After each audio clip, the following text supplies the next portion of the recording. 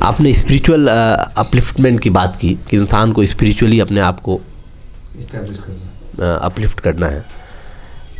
تو spiritual journey میں جو پرابلمس آتا ہے اس میں ایک پرابلم ایسا ہے اسٹیگنیشن کا کہ اسپریچول جرنی میں ہم جا کے کہیں رک جاتے ہیں, اور کئی بار کیا ہوتا ہے وہاں رکنے کا مطلب ہم بیک آنے لگتے ہیں, پیچھے کی طرف آنے لگتے ہیں.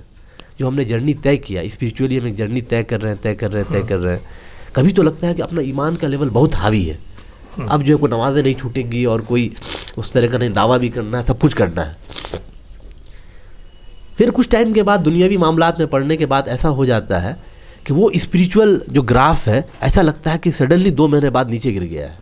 ٹھیک ہے, تو ان اسپریچول فلکچویشن سے اپنے آپ کو کیسے بچایا جائے؟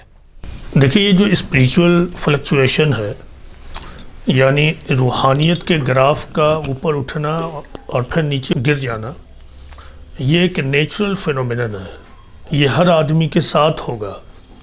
اصل چیز یہ جاننا ہے کہ یہ جو معرفت کا سفر ہے, یہ ریئلائزیشن آف گاڈ کا سفر ہے اور اسپریچول جرنی, تو اس کا کوئی اینڈ پوائنٹ نہیں ہے.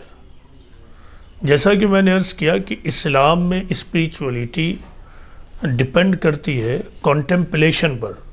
اسلامک اسپریچولیٹی کا مطلب کانٹمپلیشن, تدبر کرنا, تفکر کرنا, بہت زیادہ غور و فکر کرنا. اور ہم سب کو معلوم ہے کہ غور و فکر پر فل اسٹاپ نہیں لگتا ہے.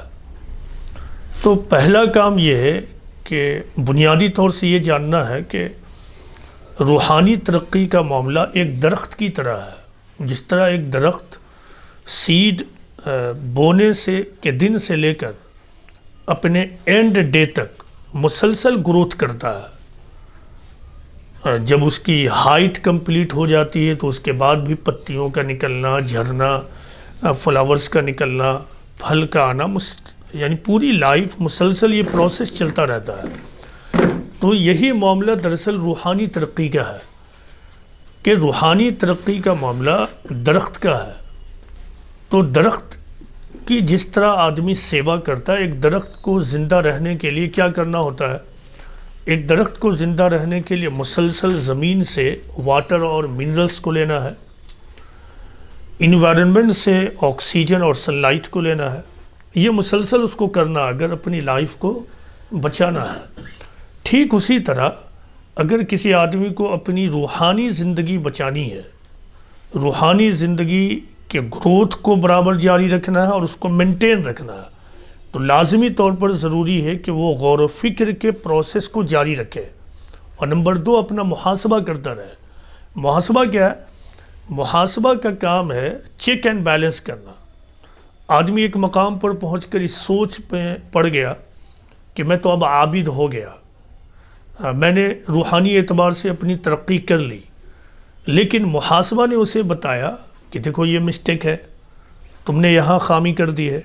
تو جیسے ہی محاسبہ کے پروسیس نے یہ بتایا تو پھر آدمی اس کو امپروو کرنے کی کوشش شروع کر دے گا. تو یہ کانٹمپلیشن اور انٹروسپیکشن مسلسل جاری رہنا چاہیے. Contemplation on the Quran and the life of prophet Muhammad and on the entire universe and incidents جس کو ہم فیس کرتے ہیں, ایکسپیرینس کرتے ہیں. تو یہ مسلسل کانٹمپلیشن جاری رہے اور ساتھ میں انٹروسپیکشن یعنی محاسبہ جاری رہے. تو یہ 2 چیزیں جب آدمی مسلسل جاری رکھے گا تو کبھی بھی اس کے اسپریچول جرنی میں اسٹیگننسی نہیں آئے گی, وہ فکری اعتبار سے اسٹیگننٹ نہیں ہوگا, جمود نہیں آئے گا. تو فکری سفر کو جاری رکھنا, اور فکری سفر کے جاری رکھنے کا سامان کیا, پہلا سورس کیا ہے, قرآن و حدیث. قرآن و حدیث کا مسلسل مطالعہ. کوئی آدمی ایسا نہیں کر سکتا ہے تو کم از کم وہ آخری سنجیدگی کے ساتھ, سنجیدگی کا جو آخری لیول ہوتا ہے, تو آخری سنجیدگی کے ساتھ اس طرح کے جو اسپریچول پروگرامز ہیں جنہیں ہم درس بھی کہتے ہیں, اس کو وہ وداؤٹ فیل اٹینڈ کرتا رہے اور اس طرح کے مرشد کی صحبت کو حاصل کرتا رہے. تو آدمی یہ بھی نہ کرے تو پھر اس کے پاس کچھ نہیں بچے گا. وہ ایک وقت آئے گا کہ وہ اسپریچولی ڈیڈ ہو جائے گا. تو یہ بات کہ ہم جب سڑکوں پر چلتے ہیں اور دیکھتے ہیں کہ ہر آدمی ایک ایسی زندگی گزار رہا ہے جیسے اس کو خبر ہی نہ ہو کہ دیر واز اے بگننگ، ایک بگننگ تھی، اس کی بھی ایک بگننگ تھی اور اس کا بھی ایک اینڈ پوائنٹ ہے. ایسا لگتا ہے سب فراموش کر چکا. اس کی وجہ کیا بھئی؟